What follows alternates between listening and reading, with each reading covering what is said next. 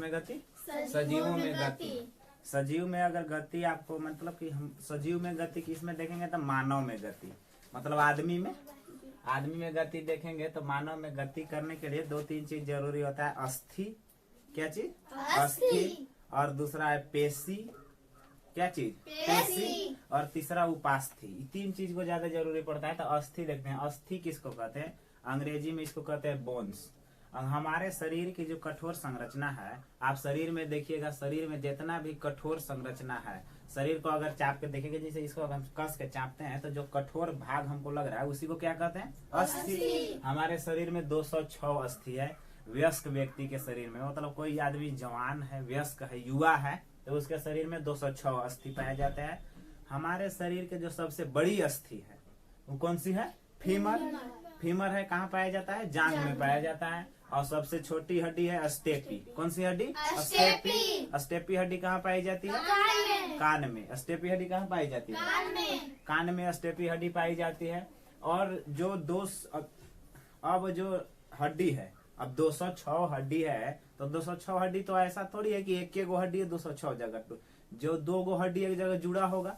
तो ऐसा स्थिति जहाँ 2 हड्डी आपस में जुड़ी हुई है, मतलब जिस स्थान पर अस्थि एक दूसरे से जुड़ती है उसी को कहते हैं संधि। इंग्लिश में बोले तो ज्वाइंट। क्या चीज? ज्वाइंट। इसको बोलते हैं ज्वाइंट। ज्वाइंट 4 प्रकार से होता है। कितने प्रकार के? 4 प्रकार के। पहला देखेंगे तो बॉल एंड सॉकेट ज्वाइंट, दूसरा है हिंज ज्वाइंट, तीसरा पोवर्टी ज्वाइंट, और चौथा है इमूवेबल ज्वाइंट। हिंदी में अगर देखेंगे तो कंदुक खली का संधि, हिंज संधि, धुराग्र संधि और अचल संधि। ये 4 प्रकार के संधि हैं। तो इस संधि कहाँ कहाँ पाया जाएगा? देखें तो बॉल एंड सॉकेट संधि जो है कंधे एवं कमर में पाए जाते हैं। जो आपका कंधे का भाग है वहां पे बॉल एंड सॉकेट संधि।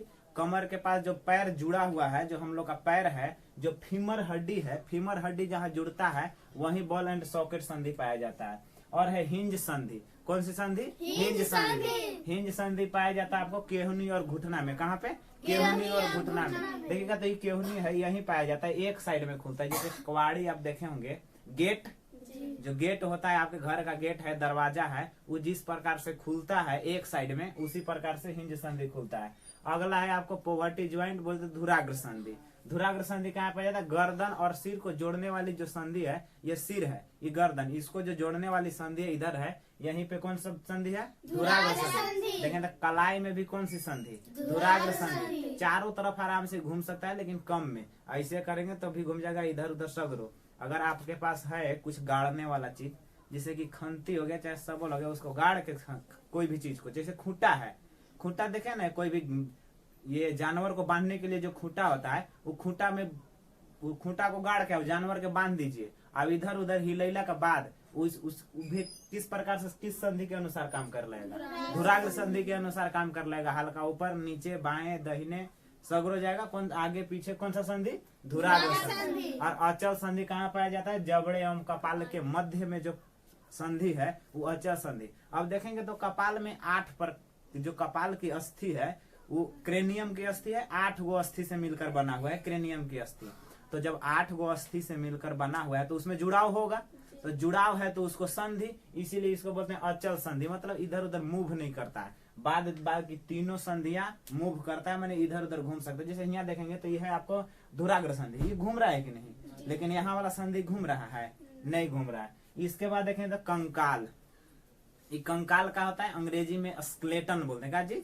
स्केलेटन। कंकाल क्या है? शरीर को, हमारे जो शरीर है, शरीर को सुंदर आकृति प्रदान करने के लिए एक ढांचे का निर्माण किया जाता है। किसको साथ मिलकर ढांचे का निर्माण करेगा? बोन्स।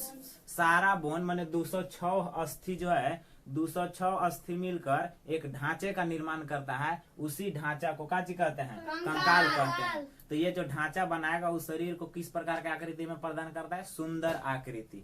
जैसे कोई भी चीज के आपको कोई भी चीज को बनाना है, उसके पहले उसका फॉर्मेट बनाना पड़ेगा, ढांचा बनाना पड़ेगा। जैसे ईंटा बनाना है तो उसके लिए क्या चीज का प्रयोग किया जाता है? सांचा का प्रयोग किया जाता है। और भी चीज आपको बनाना है, जैसे मूर्ति उर्ति बनाने के लिए भी सांचा का प्रयोग किया जाता है। मूर्ति का जो मुख होता है, मुंह, उसके लिए वो सांचा लेके उसको मटिया डाल देता है और उसमें से निकालेगा तो एकदम पूरा बिल्कुल जैसे सांचा में रहेगा वैसे बन जाता है। देखे हैं? बन जाता है। इसके बाद है जो स्केलेटन, जो हम लोग का अस्थि है उसका भी प्रकार है। अस्थि के प्रकार है, अनेक प्रकार के अस्थि है, जैसे हाथ की अस्थि। किसकी अस्थि? हाथ की अस्थि। हाथ देख रहे हैं, इसमें जितना भी अस्थि पाया जा रहा है हड्डी, वो सब हाथ की अस्थि है। और है पसली पिंजर। कौन सा? पसली पिंजर। पसली पिंजर हम लोग के कहाँ पाया जाता है? सीना के पास।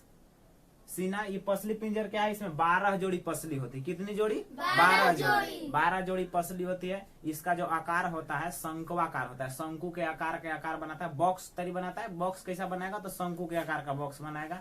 इसी में हम लोग के फेफड़ा और हृदय विशेष महत्वपूर्ण अंग है। फेफड़ा भी महत्वपूर्ण अंग है, हार्ट हृदय भी महत्वपूर्ण अंग है। इसको सुरक्षा करता है कौन? पसली पिंजर।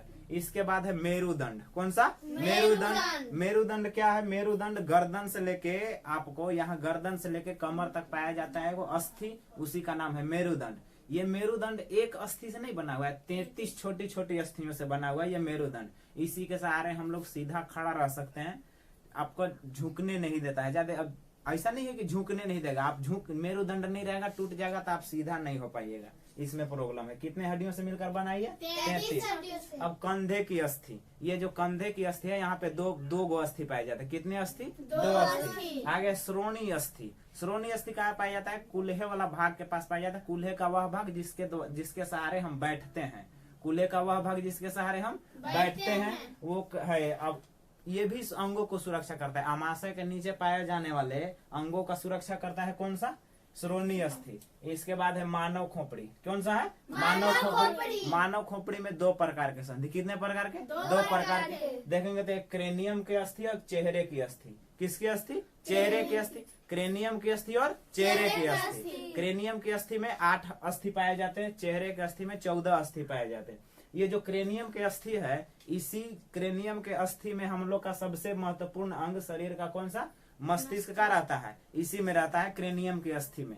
क्रेनियम की अस्थि में ही सबसे महत्वपूर्ण अंग, हम लोग का शरीर का सबसे महत्वपूर्ण अंग कौन सा है? मस्तिष्क। इसी मस्तिष्क के चलते शरीर के सारा कार्य किसके द्वारा निर्धारित किया जाता है?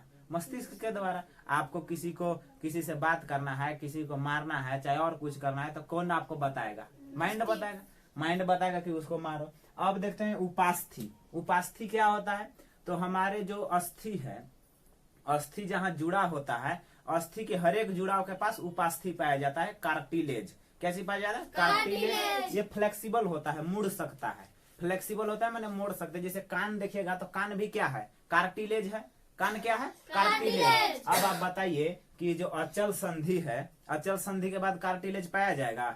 नहीं पाया जाएगा, क्योंकि ये मूव नहीं कर रहा है। कार्टिलेज फ्लेक्सिबल है, मतलब कि घूमता है, मूव करता है। ये तो अचल संधि है, घूमबे नहीं करेगा। अगर यहाँ पे भी कार्टिलेज दे देगा तो फिर मूव करे लगेगा। एगो खोपड़ी निकल के खोपड़ी हिला देगा, लेकिन हिलता तो नहीं ना है। क्यों नहीं हिलता है? क्योंकि कार्टिलेज वहां नहीं पाया जाता।